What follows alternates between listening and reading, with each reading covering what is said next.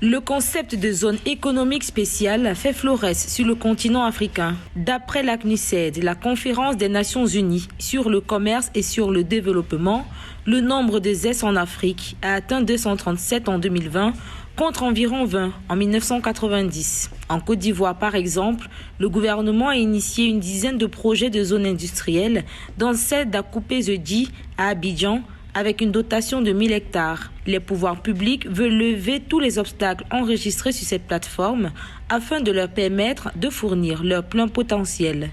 Les mesures les plus récentes qui ont été prises par le gouvernement concernent la mise en place d'un cadre stratégique de développement des zones industrielles qui a été adopté en février 2022 par le gouvernement. Ce cadre constitue un peu comme des éléments d'orientation pour résoudre les problèmes qui concernent les zones industrielles. Il s'agit principalement de la sécurisation du foncier industriel. Il s'agit également du financement des zones industrielles. Au Gabon, en Coque, dans le département du Komo-Monda, le gouvernement a mis en place, avec le partenariat d'entreprises privées comme Arise IIP, une zone économique spéciale qui a permis aux pays d'Afrique centrale de réduire ses importations de bois en grumes entre 2014 et 2022. Grâce à Coque, selon les données officielles, le chiffre d'affaires de l'exploitation forestière est passé de 28 milliards de francs CFA à 93 milliards de francs CFA, soit une croissance de 231%.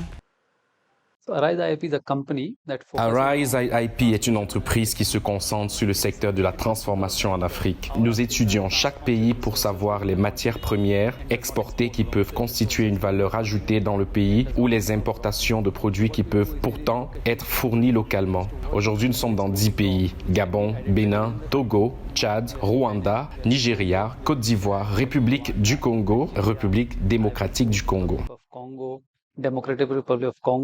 Grâce aux investissements d'Arise IIP, le Gabon est passé du statut d'exportateur de bois en grumes à celui de deuxième plus grand exportateur de contreplaqué dans l'hémisphère nord. L'entreprise Arise IIP, qui a ouvert un magasin de meubles à Miami aux États-Unis, affirme vendre le mètre cube de contreplaqué entre 10 000 et 12 000 $ contre 150 $ au moment où le Gabon exportait le bois en grumes. Les zones industrielles permettent de transformer diverses ressources, à l'instar des produits agricoles ou ceux de l'élevage.